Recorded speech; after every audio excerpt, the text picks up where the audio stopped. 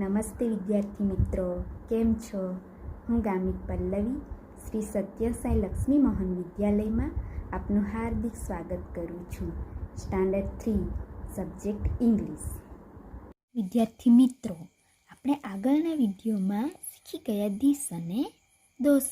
Okay, તો હવે આપણે યુનિટ 9માં શીખીશું વોટ આર ધીસ, એટલે આ શું છે.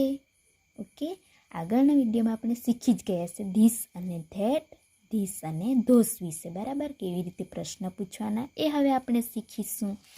આપણે આગળ વાક્યો બનાવતા શીખ્યા, બરાબર ને? તમે ઘણા એ સેન્ટેન્સ બનાવતા શીખી ગયા છો ને, કે કઈ રીતે ધીસ પરથી સેન્ટેન્સ બનાવી શકાય, ધોસ પરથી બનાવી શકાય.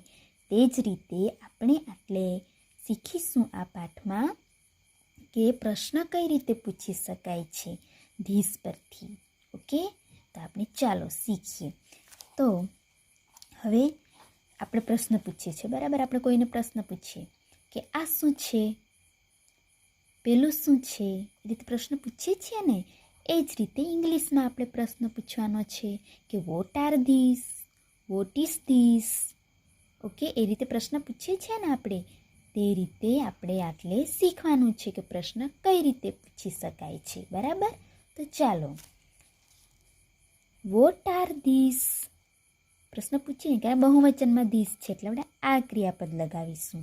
હવે એક વચનમાં હોય આટલે તો ઈસ ક્રિયાપદ લગાવી શકાય છે, પરંતુ આટલે આજે શીખવાના છીએ આર, એટલે કે બહુવચનમાં કઈ રીતે પ્રશ્ન પૂછી શકાય છે. બરાબર, તો આટલે પ્રશ્ન પૂછવામાં આવે છે. શાના છે આટલે? શાનું ચિત્ર છે? ઘડિયાળના. બરાબર, વોચ છે. તો આટલે પૂછવામાં આવ્યો છે પ્રશ્ન વોટ આર ધીસ. પ્રશ્ન પૂછ્યો છે ને વોટ આર ધીસ, આ શું છે. હવે આપણે કોઈને પ્રશ્ન પૂછીએ કે આ શું છે, તો સામેવાળી વ્યક્તિ આપણને પ્રશ્ન એટલે જવાબ આપશે કે ધીસ આર વોચીસ. આ ઘડિયાળો છે. એટલે હવે એક વચનમાં છે કે બહુવચનમાં છે? બહુવચનમાં એકથી વધારે ઘડિયાળ છે, એટલે આપણે શું લખીશું? These are watches. આ ઘડિયાળો છે. ખ્યાલ આવ્યો વિદ્યાર્થી મિત્રો કઈ રીતે પ્રશ્ન પૂછ્યો છે કે આ શું છે? તો વોટ આર ધીસ.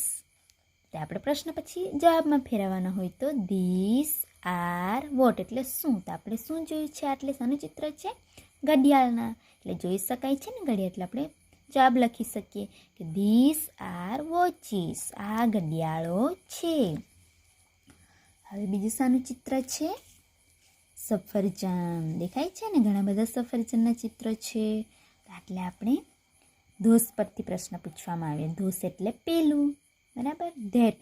ધેટનું બહુવચન શું થશે? ધોસ થશે. હવે દૂરની વસ્તુ હોય, બરાબર, આપણે શીખી જ ગયા છે કે દૂરની વસ્તુ હોય તો ધેટ વપરાય.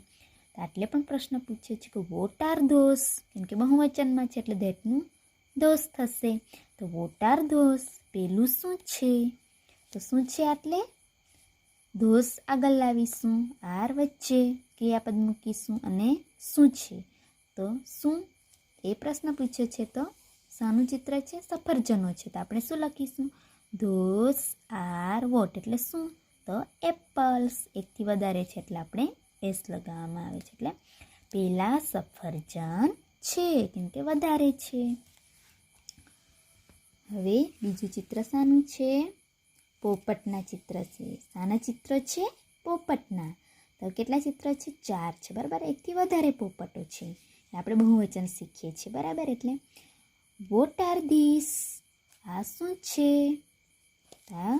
ધીસ આર વોટ, શું છે? પોપટ છે તો પેરોટ્સ. એટલે કે ધીસ આર પેરોટ્સ, એટલે આ પોપટ છે. બીજું શાનું ચિત્ર છે? બિલાડીના. શાના ચિત્ર છે? બિલાડીના ચિત્ર છે.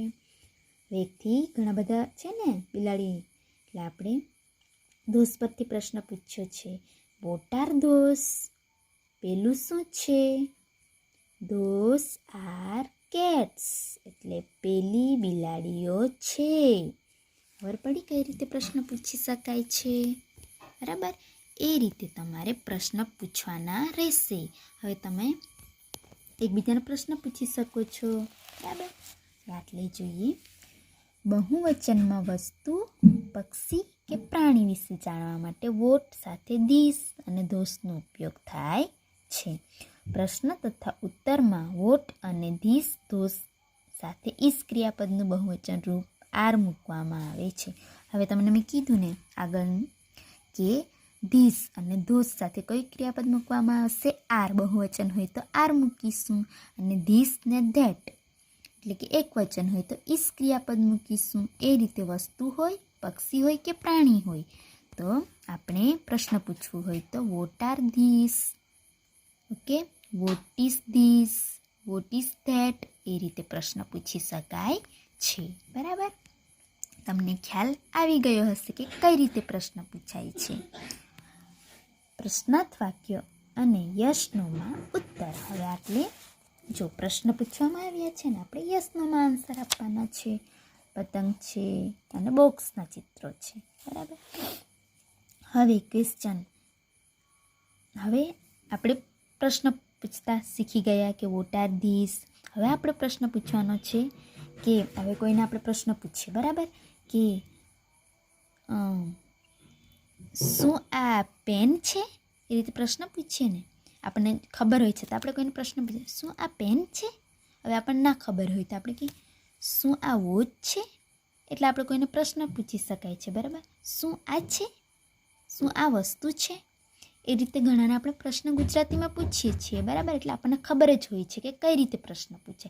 તે જ રીતે એક ક્વેશ્ચન પૂછવામાં આવ્યા છે કે આર ધીસ કાઇટ્સ? જો પ્રશ્ન પૂછ્યો છે ને આર ધીસ કાઇટ્સ એટલે વસ્તુ ઓલરેડી આપી દીધા છે. બરાબર, પણ શું આ જ વસ્તુ છે?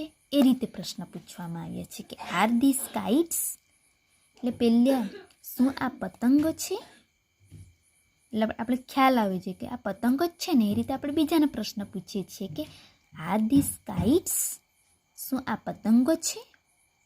તો હા, કારણ કે પતંગો જ છે, પતંગોનું ચિત્ર દેખાય છે એટલે આપણે યસનોમાં આન્સર આપીશું. Yes, they are.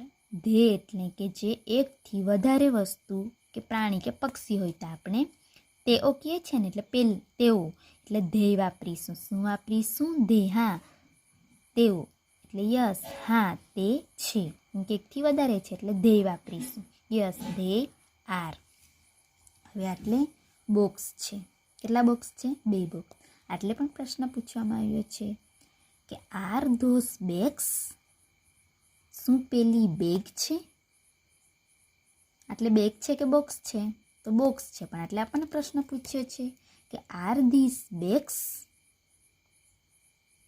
બરાબર, તો શું આવશે?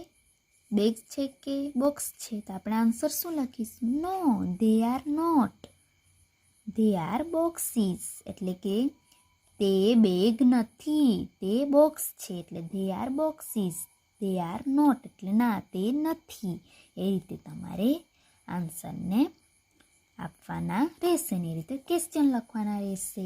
બરાબર, આ તમારે તમારી નોટબુકમાં મોડે કરીને લખવાના રહેશે. અને હા, બીજું લેસન હું તમને ઘરેથી લખવા માટે આપું છું કે તમારે ઘરની આજુબાજુ, બરાબર, ઘરની આજુબાજુ કોઈ પણ વસ્તુ હશે, બરાબર, કોઈ પણ વસ્તુ અથવા પક્ષી હોય, પ્રાણી હોય, બરાબર, કંઈ ફૂલો હશે, ઝાડ હશે, એ તમારે એકબીજાને પ્રશ્ન પૂછીને 5 વાક્યો પ્રશ્નાર્થ બનાવવાના રહેશે. બરાબર, 5 પ્રશ્ન ને જવાબ. એ રીતે કે ધારો કે આટલે લખ્યું છે, બરાબર, વોટ આર ધીસ? એ રીતે તમે પ્રશ્ન પૂછી શકો છો કે વોટ આર ધીસ?